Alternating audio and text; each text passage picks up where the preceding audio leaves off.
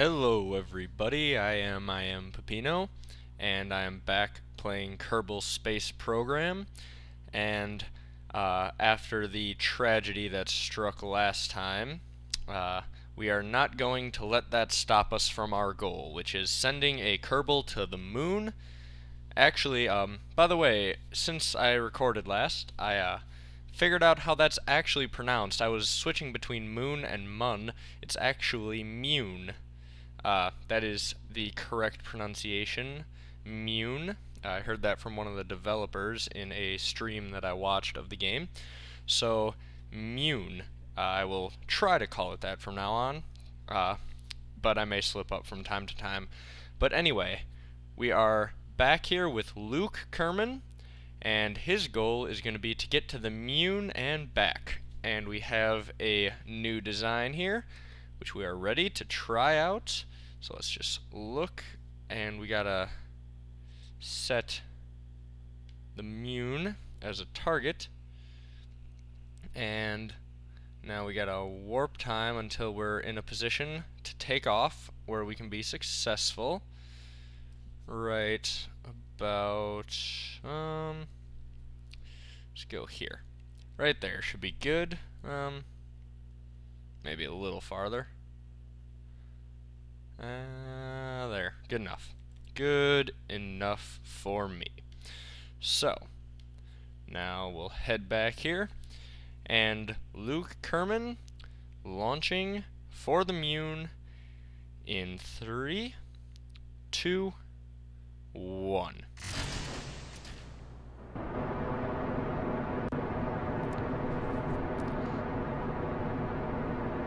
And there we go, with all the solid fuel boosters and huge engines firing. It takes off slowly but surely, and it's taking a lot to launch this thing, even without fraps. So I am going to stop recording for a little bit, and I will bring you back once we are leaving the atmosphere, and once we don't have so many engines firing at once, because we're dropping to about 4 frames per second here. So we will be right back. Okay, so we are getting close to separating all of the big rockets, actually. This is the second separation we've done. There we go. And it's looking good. We are still stable, so that's a good thing. And our apoapsis is going nicely. And alright, now we just gotta wait for a mune encounter. I actually like saying mune better. I don't know why, it's just fun to say. Mune. Mune. Mune. The Mune. Alright. And, alright. Also, the one thing I also forgot to do, and I just said also, I think, like 3 or 4 times in a row. I'm not sure what was up with that, but, I didn't mention the name of this mission. This is the Kerbal Moonlander.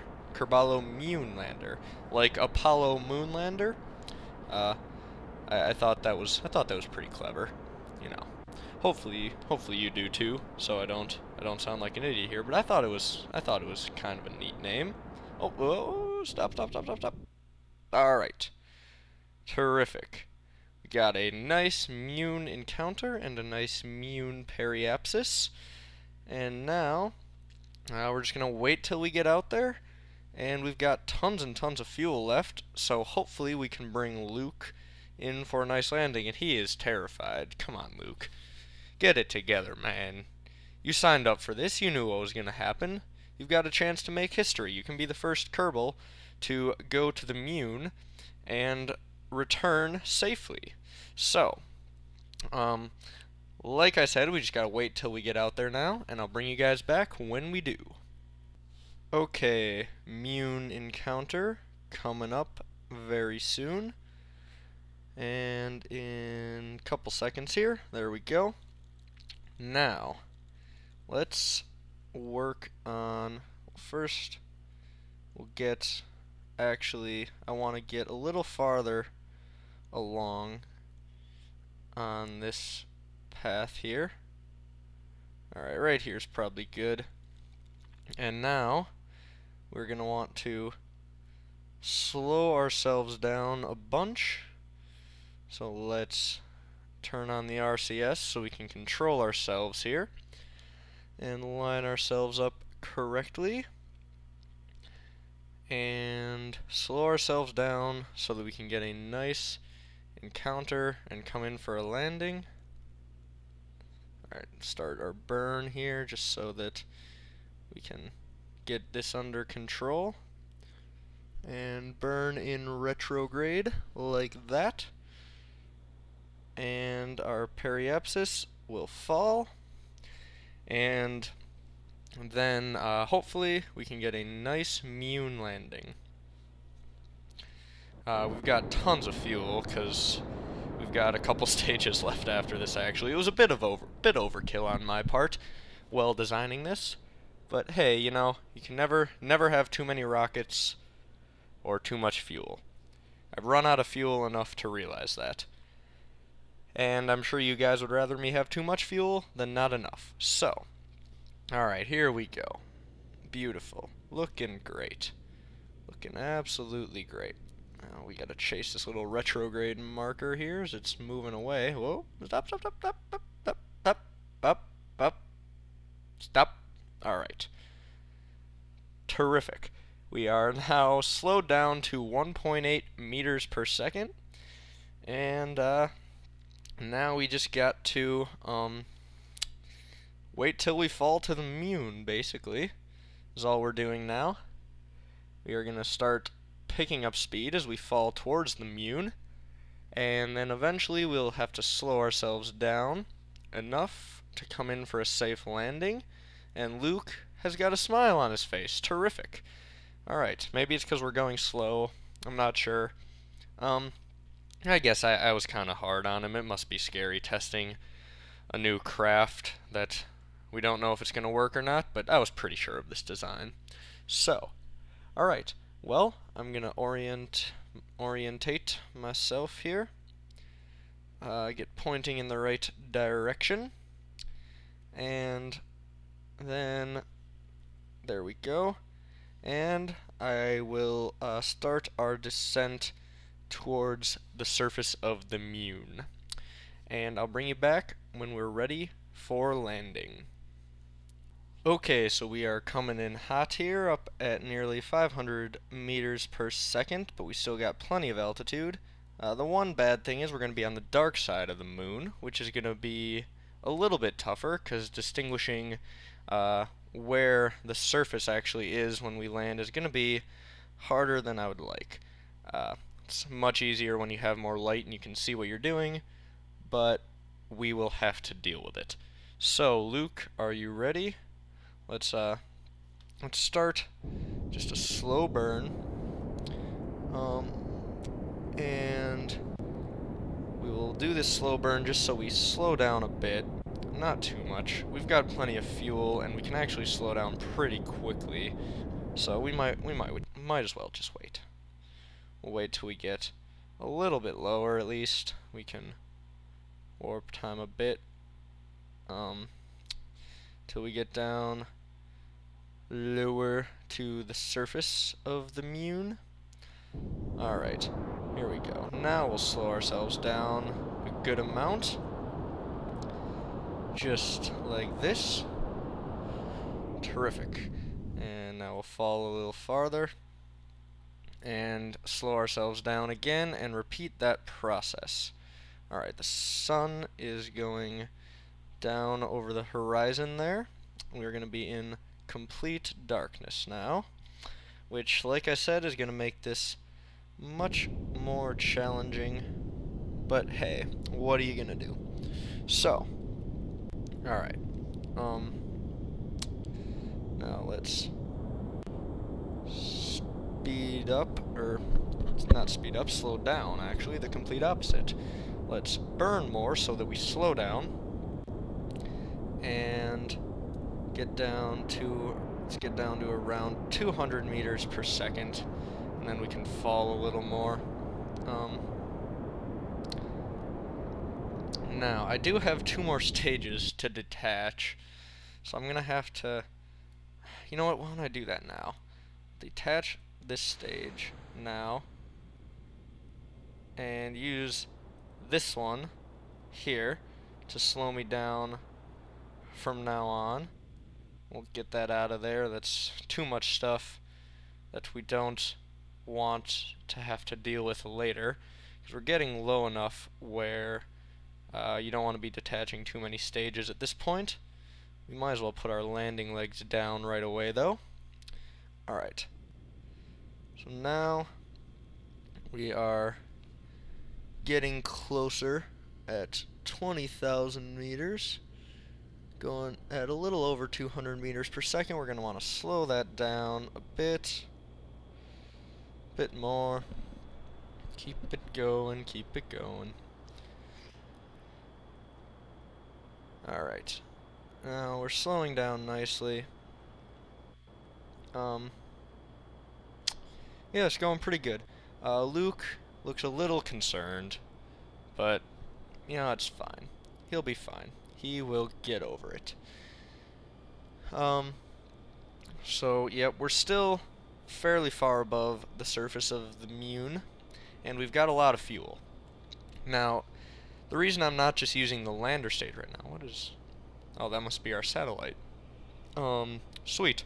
Satellite's doing a flyby here as we try to land. That's kind of cool. But the reason I don't just use the lander stage to do this is because we want to be as fuel efficient as possible, because we want him to land with enough fuel to get back to Kerbal in one piece, hopefully. So, gotta do this here. Let's burn a little bit this way. We've got some horizontal movement to take care of.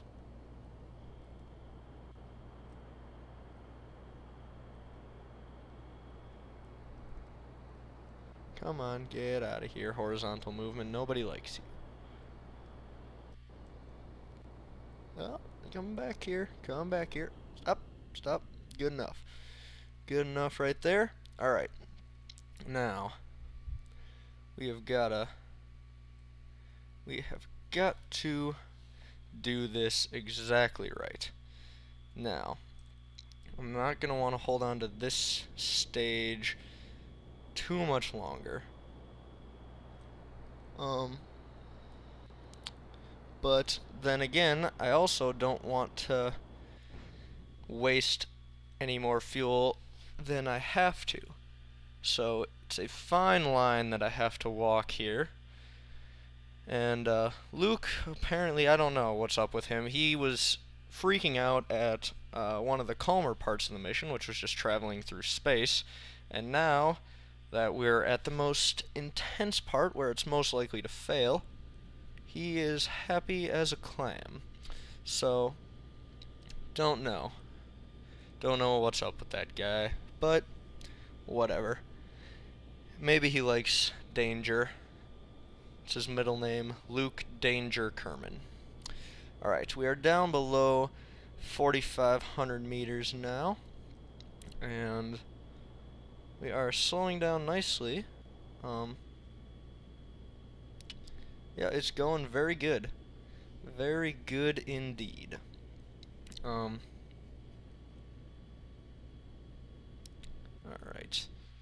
Can slow down even a little slower than we are.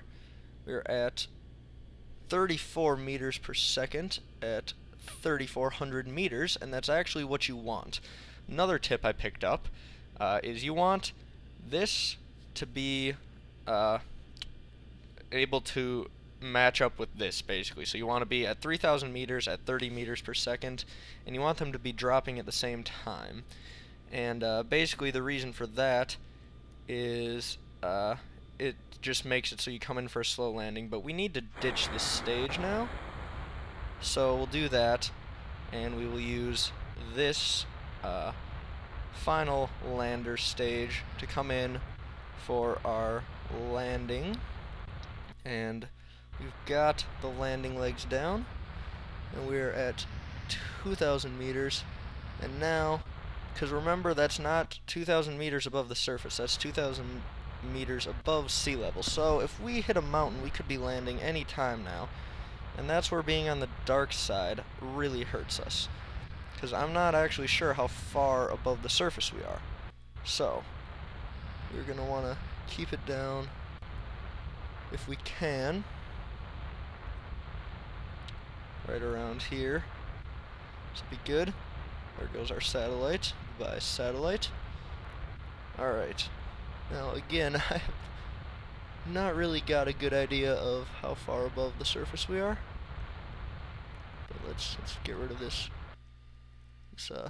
movement. Horizontal movement. Alright, now this is the most tense part of this mission for sure, because I can't see how far above the ground we are. I wish I could, but I cannot. Alright. So. Alright, come on, Luke Kerman. You can do it. We are at 1,260 meters above sea level. And we are going very, very slowly. We're descending nicely. I don't think we're too close to the ground. Oh man, some light would be real nice. Should have put lights on this thing. That would have been a good idea. Design flaw right there. Gonna have to talk to some people back at our labs.